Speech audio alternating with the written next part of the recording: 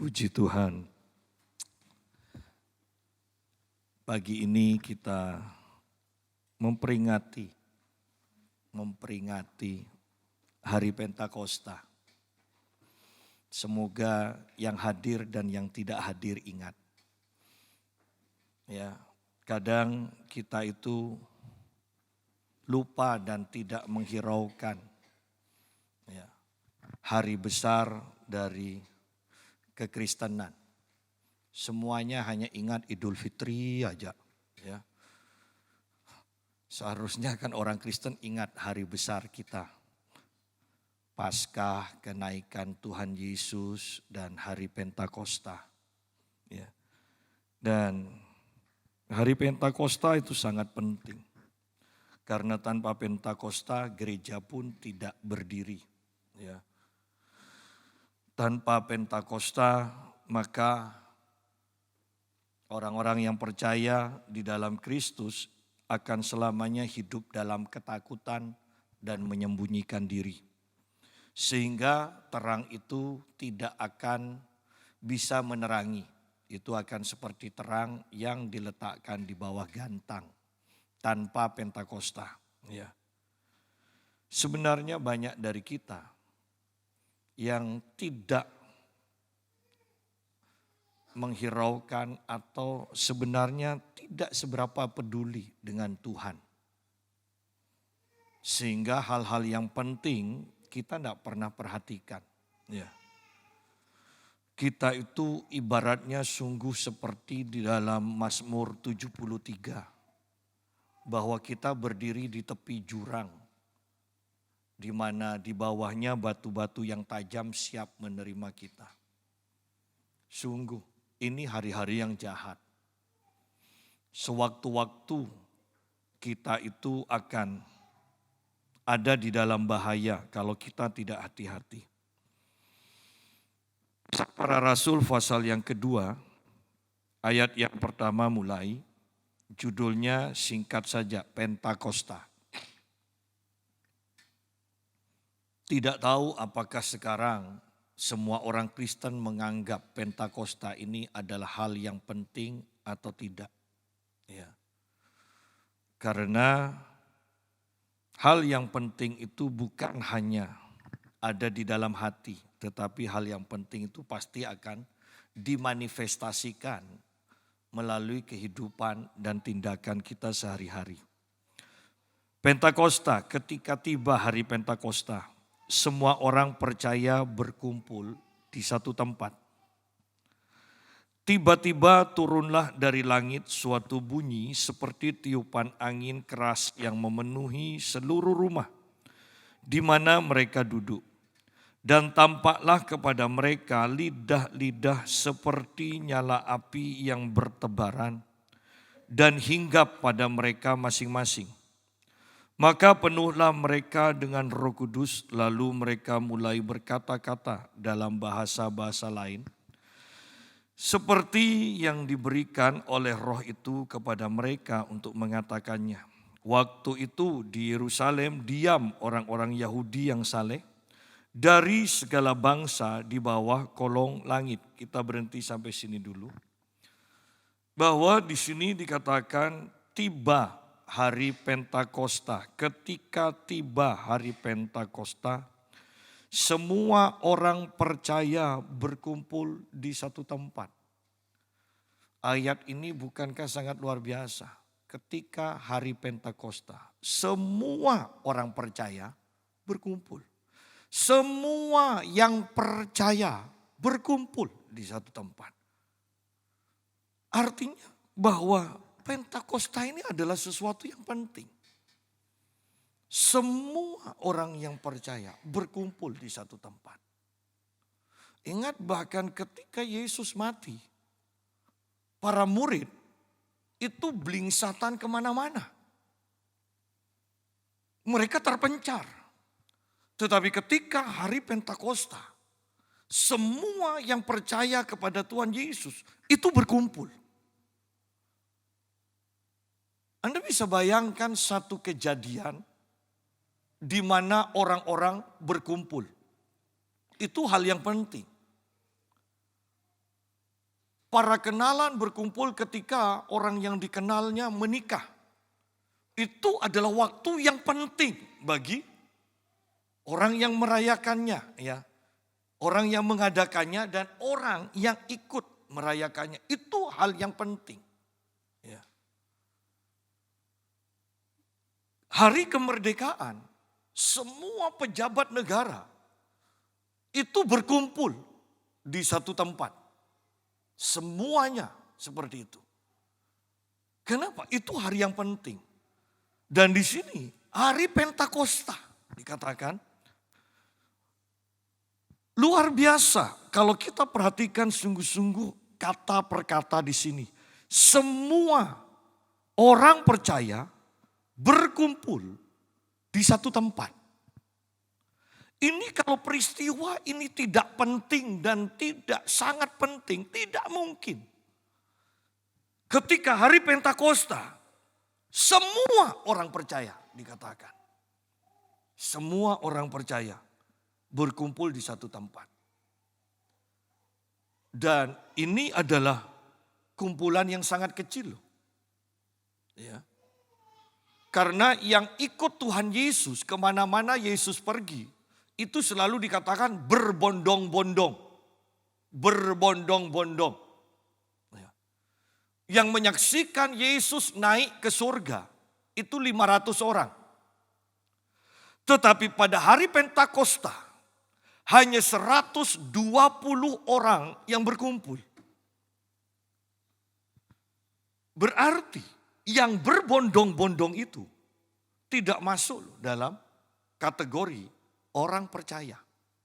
Itu hanya ikut-ikutan. Yang 500 orang menyaksikan Yesus naik ke surga. Tidak semuanya dikategorikan orang yang percaya. Hanya 120 orang yang disebutkan di sini. Semua orang percaya. Di sini perhatikan kata ditekankan. Semua orang percaya. Berarti di luar ini. Sementara di waktu Pentakosta ini. Tidak dikategorikan orang percaya loh. Ya. Banyak orang yang beribadah. Tetapi apakah sungguh-sungguh semuanya itu termasuk orang percaya? Tidak cukup hanya mengaku, aku percaya. Kata Yakobus, tunjukkan dengan tindakanmu. Tunjukkan dengan tindakanmu. Apakah hari ibadah ini penting? Tunjukkan melalui tindakanmu. Karena dari tindakan kita, maka orang-orang akan tahu, Tuhan akan tahu, setan akan tahu apakah sesuatu itu penting atau tidak bagi kita. Ya. Berarti kita akan mulai mengenal banyak orang, bahkan orang yang menyebut dirinya Kristen, pembohong atau mereka sendiri tidak sadar bahwa mereka sedang hidup dalam kebohongan. Ya. Karena ini akhir zaman, semuanya akan dibuat transparan, semuanya. Karena di dalam pengadilan Kristus nanti tidak ada bantahan demi bantahan loh. Semuanya diam, hanya dipaparkan dan kita akan mengatakan, ya benar, benar. Ya. Enak kalau pengadilan manusia. Yang salah bisa tetap menyatakan dirinya benar. Kalau alasan-alasan yang disampaikan bisa diterima. Walaupun dia salah, dia bisa dinyatakan benar. Tetapi di dalam pengadilan Kristus tidak bisa seperti itu. Ya. Kita hanya akan terdiam ketika buku itu dibuka. Kita hanya terdiam. Ya. Ketika tiba hari Pentakosta, semua orang percaya berkumpul di satu tempat. Ini hari yang penting. Sungguh kita itu harus bertobat. Saya percaya bahwa banyak orang Kristen di seluruh dunia tidak menyadari bahwa ini adalah hari Pentakosta. Saya percaya bukan hanya di sini, tetapi di seluruh dunia. Bagaimana kita menginginkan kekristenan menjadi begitu besar dan dikenal. Kalau secara pribadi aja kita lebih mengingat Idul Fitri daripada Pentakosta. Jujur. Bahkan sebelum Idul Fitri kita sudah ingat rancangan-rancangan semuanya dipersiapkan kan. Bahkan sebagai orang Kristen kita sudah merencanakan. Tetapi untuk Pentakosta, sudahkah kita mempersiapkan diri? Minimal sehari sebelumnya kita mempersiapkan diri. Besok Pentakosta. Betapa berdosanya kita sebagai orang Kristen. Sungguh betapa berdosanya kita sebagai orang Kristen. Karena kita tidak mengingat hari yang sangat penting ini.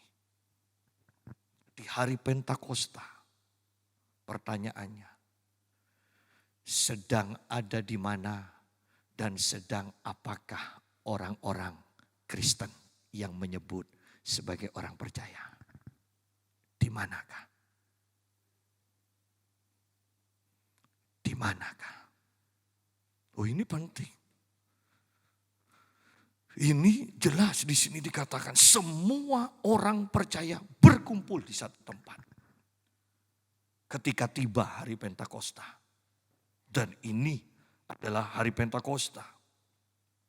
Tiba-tiba turunlah dari langit suatu bunyi seperti tiupan angin keras yang memenuhi seluruh rumah. Di seluruh rumah di mana mereka duduk. Keinginan Tuhan adalah memenuhi kita dengan rohnya. Keinginan Tuhan melebihi dari keinginan kita sendiri. Keinginan Tuhan. Sehingga di sini dikatakan bagi yang berkumpul semuanya mengalami ini. Karena dikatakan memenuhi seluruh rumah di mana mereka berkumpul. Memenuhi seluruh rumah di mana mereka berkumpul. Bukan dikatakan memenuhi seluruh Pamekasan, memenuhi seluruh Surabaya. Tidak. Memenuhi satu tempat di mana orang-orang percaya itu berkumpul. Bahwa keinginan Tuhan adalah memenuhi kita dengan rohnya. Tiba-tiba turunlah dari langit suatu bunyi seperti tiupan angin keras yang memenuhi seluruh rumah di mana mereka duduk. Memenuhi seluruh rumah di mana mereka duduk. Memenuhi seluruh rumah di mana mereka berkumpul. Akibatnya nanti baru dilihat, diketahui oleh orang di luar rumah. Tetapi yang dipenuhi oleh Roh itu hanya orang yang sungguh-sungguh percaya. Yang ada di satu tempat itu. Bukan di semua tempat. Di satu tempat.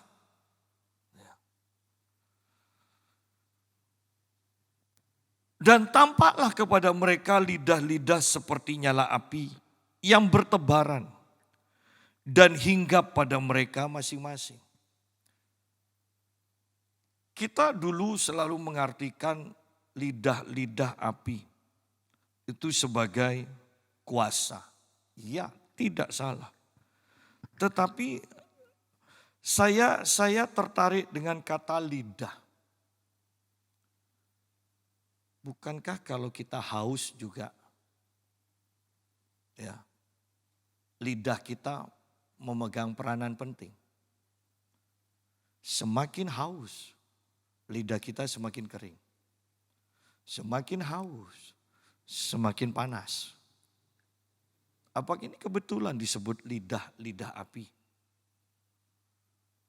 Kenapa kau tidak disebut api yang berbentuk bulat? Lidah api. Banyak orang yang tidak sadar bahwa dirinya itu sebenarnya tidak haus akan Tuhan. Mereka hanya ingin melakukan, ingin, bukan berdasarkan haus. Ya. Orang yang haus semakin lama kalau dibiarkan ini akan semakin haus. Ya. Keinginannya tambah besar. Tetapi kalau keinginan hanya sekedar ingin, kalau dibiarkan agak lama keinginan ini tidak tercapai, keinginan ini akan hilang dengan sendirinya. Tetapi rasa haus tidak bisa seperti itu. Anda akan semakin haus, semakin haus, semakin haus. Kalau tidak terpenuhi, itu akan mati. Ya. Berapa banyak orang yang mengatakan ingin berdoa. Tetapi mereka akhirnya tidak berdoa. Tetapi kalau rasa haus di dalam dirinya yang membuat ingin berdoa, rasa haus. Dan dia tahu bahwa kalau ini rasa haus tidak dipenuhi dengan air yang benar, maka rasa haus itu tidak akan pernah hilang. Saya sudah mendengar banyak orang yang mengatakan, aku ingin puasa, tetapi tidak puasa. Aku ingin ikut doa di gereja, tapi tidak pernah datang. Ingin loh. Tetapi kalau Anda memang dipenuhi rasa haus, kalau itu tidak dipenuhi, Anda akan semakin haus. Anda harus datang, baru Anda akan puas.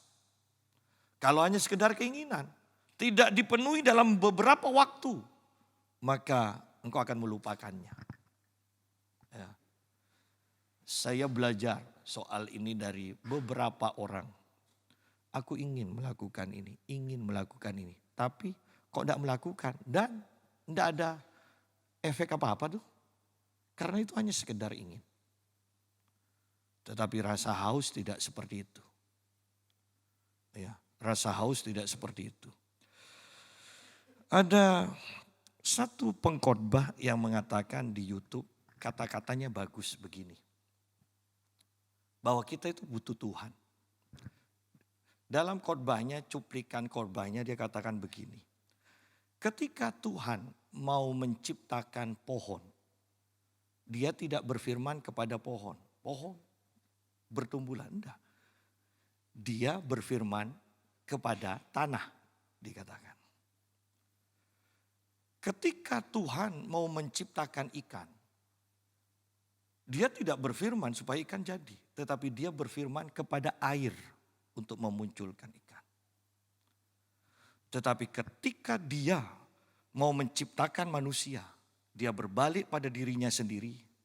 Dan dia berfirman, marilah kita menciptakan manusia serupa dan segambar dengan kita. Dikatakan bahwa kepada siapa Tuhan berfirman, itu adalah kuncinya. Pohon tanpa tanah, pohon itu mati. Dikatakan. Tanah tanpa pohon tetap tanah. Ikan tanpa air, ikan itu mati. Air tanpa ikan, maka air itu tetap air. Manusia tanpa Tuhan akan mati. Tuhan tanpa manusia tetap dia Tuhan. Mengertikah Anda kebenaran ini? Bahwa habitat kita adalah hadirat Tuhan. Banyak orang sebenarnya kalau mau diistilahkan itu seperti zombie. Mereka berjalan tapi mereka tidak tahu mau kemana. Ya. Oleh karena itu kita butuh ini loh. Yang memenuhi seluruh rumah itu loh. Kita butuh. Kita butuh hadirat Tuhan. Kita butuh Tuhan. Sehingga dikatakan ini penting. Sehingga semua orang percaya berkumpul di satu tempat. Semua orang percaya berkumpul di hadirat Tuhan. Karena tanpa hadirat Tuhan, tanpa Roh Kudus, semua orang percaya ini mati. ini tidak lebih daripada zombie. Ya. Pentakosta sangatlah penting. Bahwa ada satu kedekatan yang lebih yang Tuhan sedang ciptakan. Kedekatan Tuhan dengan umatnya yang haus di akhir-akhir ini. Kalau Anda peka, Anda akan merasakan bahwa kedekatan yang ada sekarang dengan Tuhan ini, itu lebih daripada yang biasanya. Ya. Ada kedekatan. Dan saya percaya Tuhan sedang membenahi gerejanya. Saya katakan kepada teman saya Pak Eko, perhatikan ya. Dalam waktu 1-2 tahun ke depan, kepemimpinan gereja akan berubah.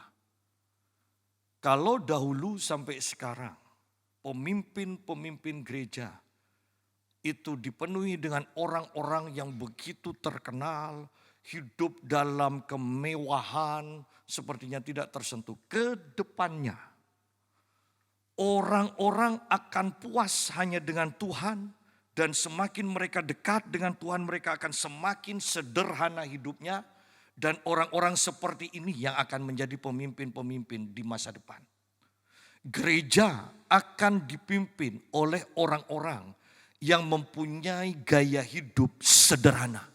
Bukan mewah dan tidak tersentuh oleh orang-orang miskin. Akan ada perubahan. Akan ada perubahan. Gelombang yang pertama itu akan terdorong. Dan sepenuhnya gelombang baru yang akan mulai terus bergerak. Semakin sederhana, tetapi kuasa Tuhan akan semakin besar. Ayat yang keempat. Atau ayat ketiga. Dan tampaklah kepada mereka lidah-lidah seperti nyala api yang bertebaran. Seperti nyala api yang bertebaran dan hinggap pada mereka masing-masing. Bahwa tiupan angin itu memenuhi seluruh rumah. Jadi seluruh rumah itu menjadi tempat di mana hadirat Tuhan hadir. Tetapi ingat bahwa setelah itu urusannya adalah masing-masing pribadi. Di sini kemudian dan tampaklah kepada mereka lidah-lidah seperti nyala api yang bertebaran dan hinggap pada mereka masing-masing. Satu persatu dilawat Tuhan ketika ada di tempat yang tepat. Di mana Tuhan hadir. Jangan mengatakan pada saya, kemudian menghibur diri, Allah kalau Tuhan memang mau lawat kita, dimanapun kita pasti dilawat Tuhan. Oh iya, tetapi itu kan hanya untuk menghibur diri sendiri aja. Tuhan itu mempunyai tempat yang tepat untuk dia menyatakan kehadirannya. Oleh karena itu betapa pentingnya kita mempunyai waktu doa. Jadi waktunya tetap, tempatnya tetap. Tuhan tahu kemana dia harus mencari kita. Kapan kita itu sedang siap-siapnya menerima dan siap menjamu Tuhan. Tuhan tahu. Anda harus mengerti kebenaran ini karena di akhir zaman banyak ajaran yang aneh-aneh. Dan ini diajarkan oleh pendeta-pendeta yang terkenal. Doa tidak perlu terikat dengan liturgi. Doa tidak perlu sampai 1 jam, 2 jam. 5 menit pun yang penting hati. 5 menit pun yang penting hati. Nalar bisa nerima kan? Tetapi ini penyesatan. Karena Yesus mengatakan, tidak sanggupkah engkau berdoa 1 jam?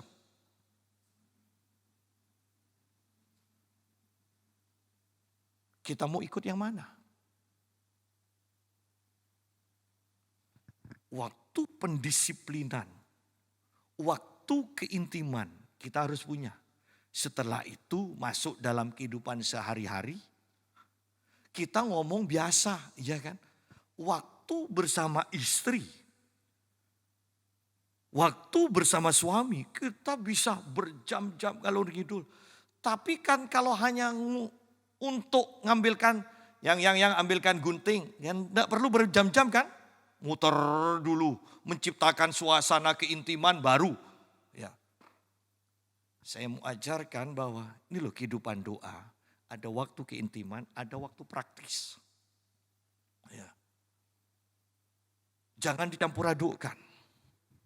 Jangan dicampur adukkan.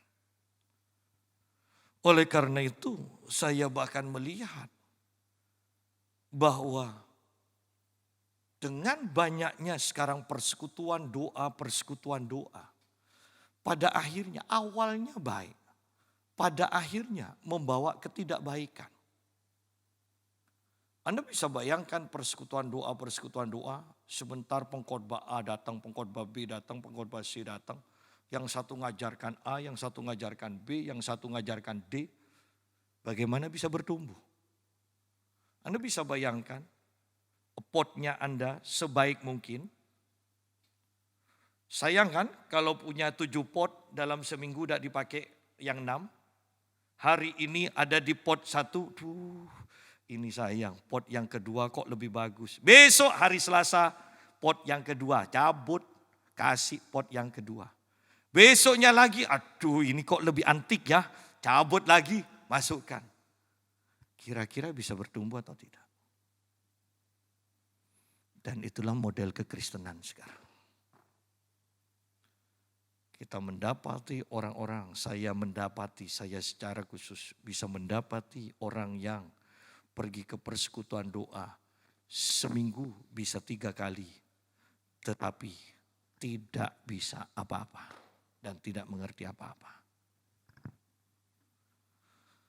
Jadilah orang yang setia di satu tempat. Akan dibentuk, engkau akan diajar, engkau akan disirami, engkau akan bertumbuh, engkau akan berbuah. Karena pada akhirnya saya mendapati satu hal ketika orang-orang mendirikan PD di Surabaya. Dan pada akhirnya dia membuat gereja, artinya itu jemaat orang lain. Awalnya sudah didirikan gereja tapi tidak berani ibadah hari Minggu. Kenapa? Kalau langsung hari Minggu pindah semua Pak. Geser sedikit-sedikit. Artinya bahkan di dalam kekristenan pun ada kelicikan. Tidak ada kemurnian. Tidak ada kemurnian. Oleh karena itu saya sebagai hamba Tuhan, kalau ada dari gereja lain, jemaat gereja lain, atau gereja jemaat di tempat ini yang pindah ke gereja lain, saya tidak akan pernah pergi ke rumahnya. Karena saya tidak mau rebutan sidang jemaat. Bahwa kemurnian, ketulusan kita di hadapan Tuhan dan di hadapan manusia harus terlihat. Harus terlihat. Itulah gunanya Roh Kudus dicurahkan.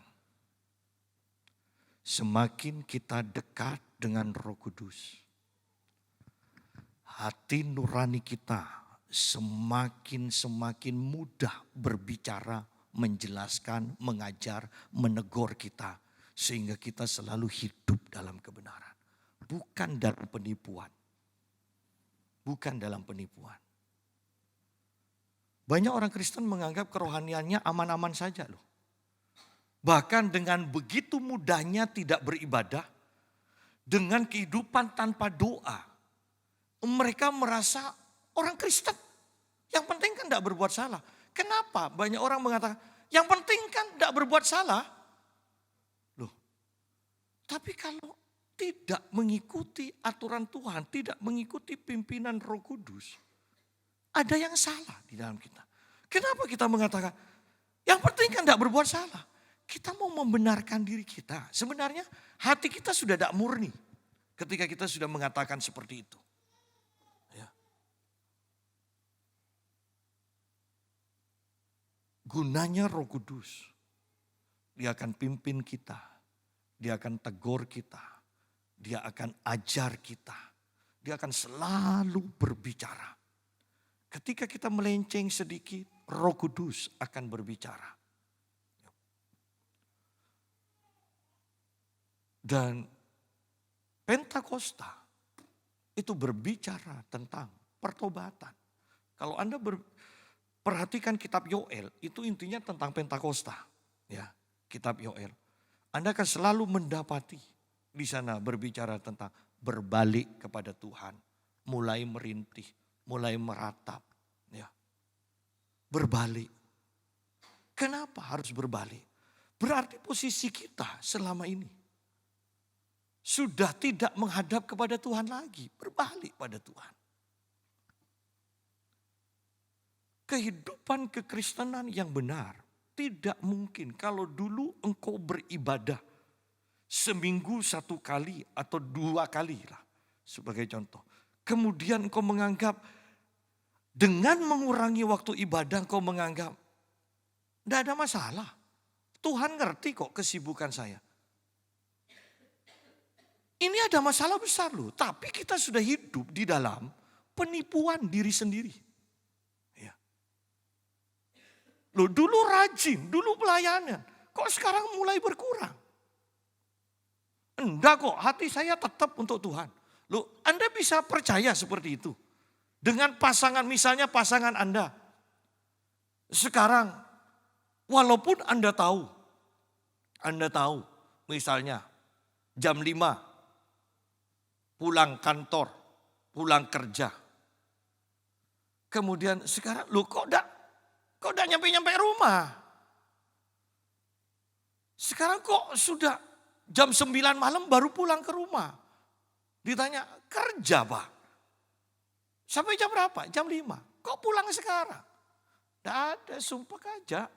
Tapi percayalah, hatiku tetap untukmu. Perhatikan, dengan berkurangnya waktu, Anda tahu dengan pasti bahwa cintanya memang berkurang. Betul loh. Tidak mungkin cinta yang bertambah atau tetap, tetapi waktu-waktu kebersamaan kita bisa kurangi dan kita merasa tidak ada masalah. Ada masalah pasti dengan hati kita. Pasti ada masalah. Pentakosta mengajak kita kembali. Berbaliklah kepada Tuhan, kata kitab Yoel. Berbaliklah. Kalau perlu berpuasa. Kalau perlu meratap. Supaya kehidupanmu itu loh yang dulu benar di hadapan Tuhan. Kembali benar. Ada kekuatan yang sungguh-sungguh jahat sekali di akhir zaman. Yang tanpa sadar itu akan menarik kita semakin jauh dengan Tuhan. Tetapi kita merasa atau menipu diri sendiri. Mengatakan enggak, aku tetap kok sama. Hatiku tetap dengan Tuhan. Tetapi padahal kita sudah jauh. Itu kekuatan jahat di akhir zaman. Ya. Ayat 4, maka penuhlah mereka dengan Roh Kudus. Lalu mereka mulai berkata-kata dalam bahasa-bahasa lain. Seperti yang diberikan oleh Roh itu kepada mereka untuk mengatakannya. Saya tidak mau membahas lagi tentang bahasa Roh. Kita sudah sangat-sangat tahu tentang ini. Tetapi yang saya mau tekankan adalah ini bahwa ketika Roh Kudus memenuhi kita, pasti kita akan hidup di dalam manifestasi Roh Kudus itu.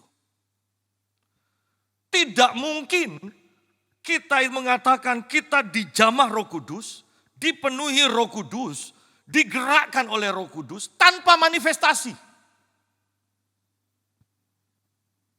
Ketika kita dipenuhi Roh Kudus, ketika saya dipenuhi Roh Kudus, manifestasinya adalah saya suka berdoa, saya suka baca Alkitab, saya suka berbicara tentang Yesus. Itu manifestasi, jelas. Bukan hanya berbahasa roh. Bukan. Karena ketika hati dipenuhi oleh pribadi yang lain, yaitu Roh Kudus, otomatis kan pasti ada kebiasaan yang dahulu kita tidak pernah lakukan, sekarang kita punya kebiasaan baru itu. Karena ada pribadi yang baru yang memenuhi kita, yaitu Roh Kudus. Tidak mungkin ada pribadi yang memenuhi hati kita, tetapi pribadi itu tidak bertindak apa-apa. Karena apa yang kita lakukan, apa yang kita ucapkan, itu dari hati. Dan ketika Roh Kudus memenuhi hati kita, pasti ada manifestasi yang kelihatan. Betapa pentingnya kita menjadi pelaku-pelaku firman di akhir zaman ini. Manifestasi. Bahasa roh penting, tetapi jangan hanya berbahasa roh. Karena itu akan membuat banyak orang-orang Kristen Injili itu muak. Ya, saya katakan muak. Kenapa? Karena hanya bikin rame bahasa roh. Tanpa, ingat yang saya katakan, bukan bahasa rohnya yang salah. Tetapi bahasa roh tanpa engkau memanifestasikan melalui kehidupanmu. Itu akan sangat-sangat bikin orang tidak enak. Ya. Perbanyaklah berbahasa roh dan buktikanlah, manifestasikan melalui perkataan, melalui perbuatanmu sehari-hari. Kehadiran Tuhan pasti disertai manifestasi. Kehadiran Roh Kudus dalam hidup kita pasti akan memanifestasikan diri di dalam kehidupan sehari-hari kita. Kuasa Pentakosta akan mengubahkan hidup kita. Sidang jemaat, kita butuh kuasa Pentakosta. Supaya hati kita bisa transparan di hadapan Tuhan. Supaya hidup kita itu bisa menjadi berkat bagi orang lain. Bahwa di ayat 1 sampai ayat 4 ini berbicara tentang Roh Kudus berurusan dengan pribadi kita. Ya, masing-masing. Tetapi tidak boleh seperti itu terus. Karena di dalam ayat 17 sampai ayat yang ke-18, Roh Kudus di dalam kita itu mulai diimpartasikan. Mulai kita menjadi berkat bagi orang lain. Kita mulai bernubuat, kita mendapatkan penglihatan, kita mulai mendapatkan mimpi. Itu pesan-pesan Tuhan untuk disampaikan kepada orang lain. Ya. Itu pesan-pesan Tuhan untuk disampaikan kepada orang lain, untuk memberkati orang lain. Tetapi untuk berbahasa roh itu untuk diri kita, untuk mengubahkan kita, untuk menguatkan kita. Jadi Pentakosta di sini kita melihat bahwa diri kita diubahkan, kemudian kita yang sudah diubahkan mengubahkan orang lain. Itu Pentakosta. Itu semua terjadi di hari Pentakosta. Di hari yang sama. Bahwa ketika kita dipenuhi oleh Roh Kudus, hidup kita diubahkan, pada waktu kita bersentuhan dengan orang lain, berurusan dengan orang lain, terhubung dengan orang lain, orang itu akan diubahkan juga. Pak, tapi suami saya pemarah, Pak. Kalau bersentuhan dengan saya itu marah. Tapi kan enggak dapat lawan tanding lagi kan sekarang kan? Iya kan? Dulu ketika suami marah, kita juga marah. Sekarang karena kita dipenuhi Roh Kudus, ketika suami marah, kita tidak marah.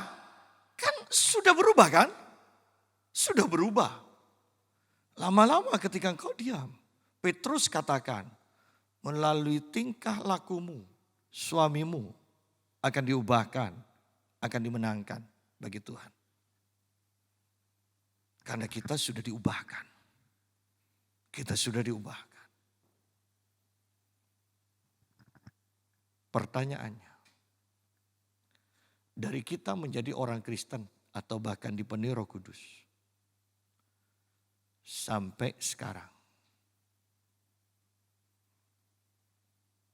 apakah orang-orang di sekeliling kita ada yang mengakui bahwa kita sudah berubah dan banyak berubah?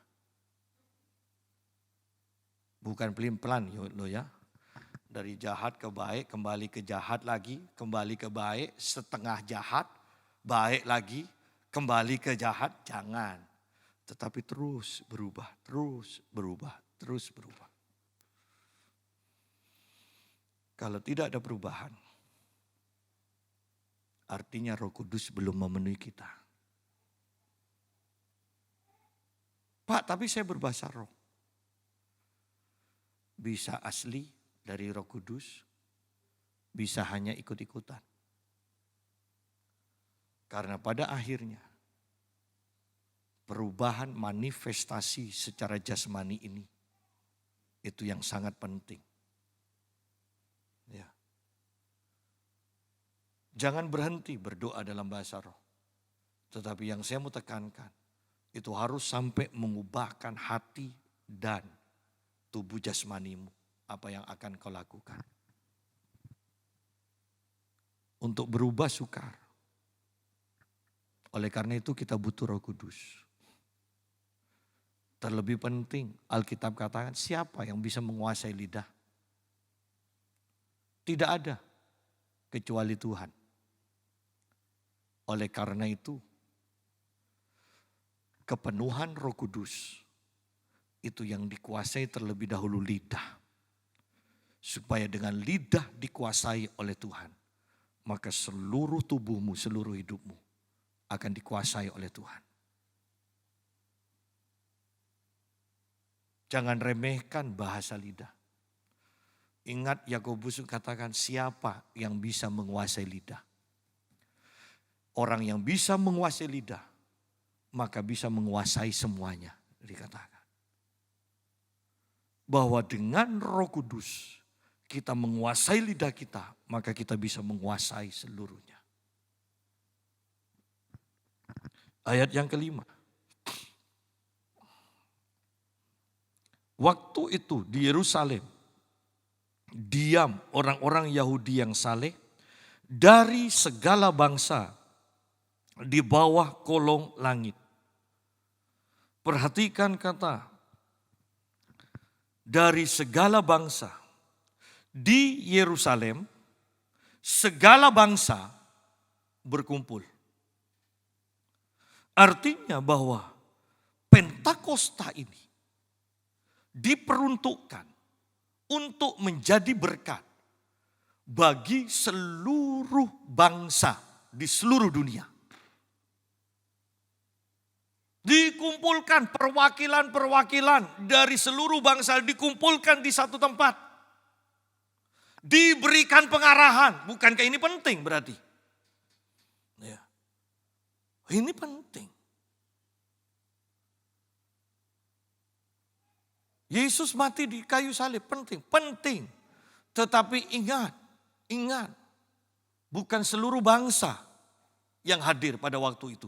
Tetapi Pentakosta ada perwakilan dari seluruh bangsa.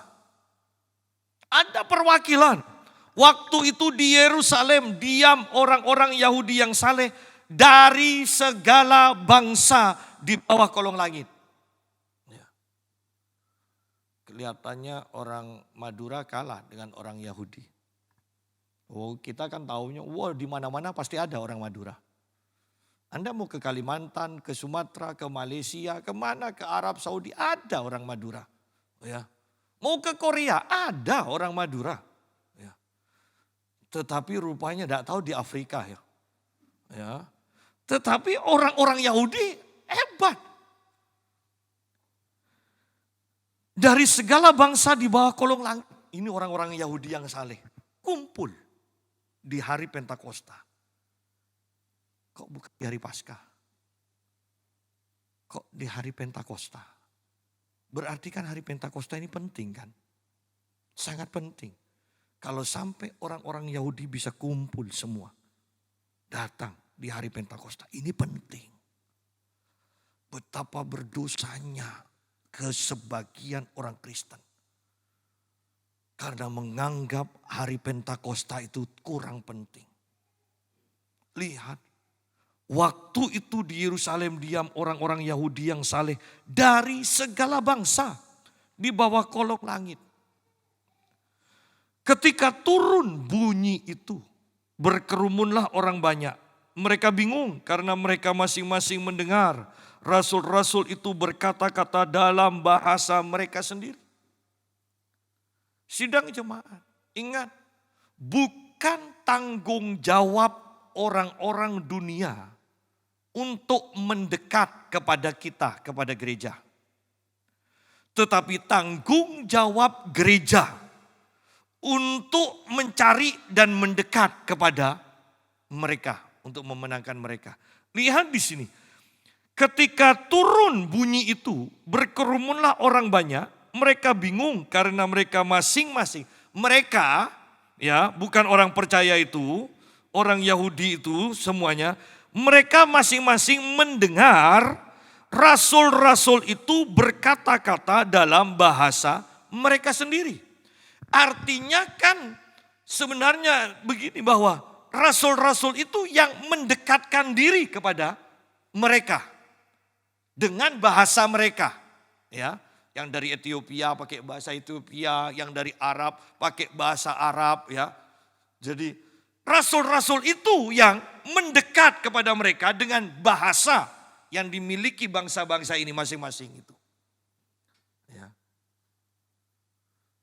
Bahwa setelah kita menyendiri dengan Tuhan, kita harus keluar untuk mendekat dan mengimpartasikan apa yang kita dapat dari Tuhan.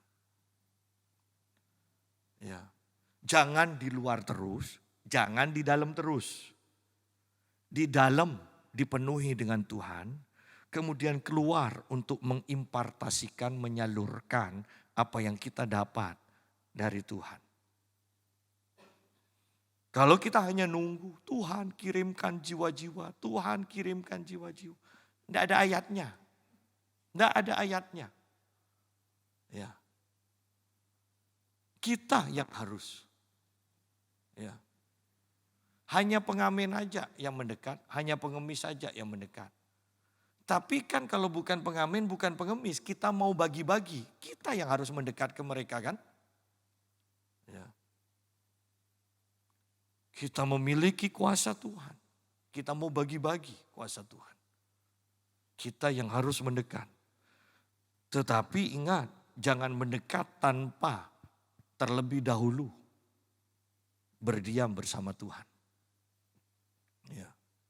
Bahkan Yesus mengatakan tunggu, jangan keluar dulu. Tunggu di Yerusalem, tunggu janji Bapa. Kalau engkau sudah dapat, baru engkau keluar. Kemana aja, ke seluruh dunia, baru keluar. Tetapi sebelum itu tunggu. Ya. Tunggu. Ayat 7, mereka semua tercengang-cengang dan heran. Lalu berkata, bukankah mereka semua yang berkata-kata itu orang Galilea?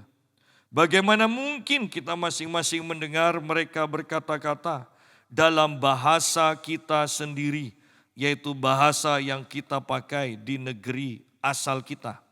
Kita orang Partia, Media, Elam, penduduk Mesopotamia, Yudea dan Kapadokia, Pontus dan Asia, Frigia dan Pamfilia, Mesir dan daerah-daerah Libya yang berdekatan dengan Kirene, pendatang-pendatang dari Roma, baik orang Yahudi maupun penganut agama Yahudi, orang Kreta dan orang Arab.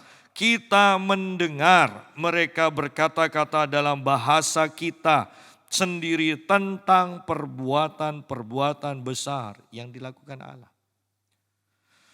Artinya, lihat di sini bahwa mereka memakai bahasa dari bangsa-bangsa itu mendekat. Mereka memberitakan apa yang dilakukan Tuhan. Otomatis di sana kita menangkap bahwa mereka sudah mengalami perbuatan-perbuatan besar Tuhan. Kemudian orang percaya yang mengalami perbuatan besar dari Tuhan itu menceritakan kepada bangsa-bangsa apa yang Tuhan sudah kerjakan dalam hidupnya. Inilah penginjilan. Ya. Inilah penginjilan. Jadi hal-hal yang besar, perbuatan-perbuatan besar yang dilakukan Allah. Saya kembali mengulang yang sering saya katakan. Kalau Anda catat di dalam ayat yang ke-6 ada kata mereka bingung. Ayat 7 mereka semua tercengang-cengang dan heran. Ayat ke-8 ada pertanyaan bagaimana mungkin? Dan itu mengacu kepada perbuatan-perbuatan besar yang dilakukan Allah. Sehingga orang bingung, orang heran, orang tercengang-cengang dan banyak pertanyaan yang ingin mereka dapatkan jawabannya. Sidang jemaat, inilah kuasa Pentakosta. Jangan remehkan kuasa Pentakosta. Ketika kita mengalami kuasa Pentakosta, hidup kita akan bergairah. Ya, kerohanian kita akan begitu meluap-luap di hadapan Tuhan. Ayat 12 dan 13 ayat terakhir, mereka semua tercengang-cengang dan sangat termangu-mangu sambil berkata seorang kepada yang lain, apakah artinya ini? Tetapi orang lain menyindir mereka sedang mabuk oleh anggur manis. Sidang jemaat, pada akhirnya saya mau mengatakan begini. Anda harus mempunyai ketetapan hati untuk dipenuhi oleh Roh Kudus dan bertindak sesuai dengan kepenuhan Roh Kudus. Respon orang-orang di sekeliling kita mungkin tidak sama. Ada yang mengatakan yang ingin sungguh-sungguh dari hatinya karena tidak mengerti. Mereka bertanya, apa artinya ini? Tetapi ada orang-orang jahat yang mengatakan, mereka orang mabuk, mereka orang tidak benar, mereka kerasukan. Sidang jemaat, jangan berhenti untuk dipenuhi Roh Kudus hanya karena ini. Milikilah ketetapan hati untuk dipenuhi dan tetap dipenuhi oleh Roh Kudus. Bersyukur ketika kita menghadapi orang yang bertanya, apa artinya ini? Kita mempunyai kesempatan untuk memberitakan, untuk mengajarkan, untuk menjelaskan. Halah, itu kan setan, itu kerasukan. Tenang, itu juga melatih karakter kita supaya kita sabar. Kita tidak usah marah, kita tidak usah tersinggung. Yang penting Tuhan tetap bersama kita dalam kepenuhan Roh Kudus. Satu saat orang-orang yang membenci kita, yang menghujat kita, pasti akan datang kepada kita untuk kita doakan. Sidang jemaat, jangan putus asa, jangan takut, jangan berhenti di tengah jalan ketika orang-orang menghujat kita. Pastikan bahwa kita dipenuhi Roh Kudus dan tetap dipenuhi Roh Kudus. Dan yang terpenting, manifestasikan itu melalui kehidupan kita sehari-hari. Tanpa manifestasi dalam kehidupan kita sehari-hari, iman kita gampang goyah. Ketika kita dihujat, ketika orang bertanya dan kita tidak bisa menjelaskannya. Ingat, iman kita pun akan goyah.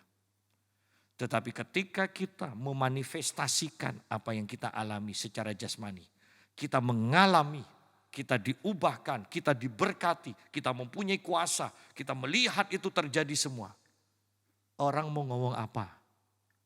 Iman kita tidak akan tergoyahkan. Dan pada akhirnya kita harus memberikan pertanggungan jawab. Petrus berdiri, ayat 15 kemudian dia mengatakan begini. Dia memberikan penjelasan, orang-orang ini tidak mabuk seperti yang kamu sangka. Karena hari baru pukul 9. Petrus memberi penjelasan. Dan akibatnya kalau kita lihat nantinya. pertobatan terjadi. Ketika hidup kita diubahkan, maka kita akan juga mengubahkan orang lain. Hari Pentakosta saya tekankan kembali, hari yang sangat penting. Jangan lupakan, di tahun-tahun mendatang, jangan lupakan. Kita harus belajar sungguh menghormati hari-hari besar kita. Kalau hari besar Kristen, orang Kristen sendiri tidak mengingat dan merayakannya. Apakah harus orang Islam yang merayakannya? Apakah harus orang Hindu yang merayakannya? Sidang jemaat, ini waktunya kita bertobat. Bertobat. Dan Tuhan terus akan berkarya di dalam hati kita. Mari kita berdoa.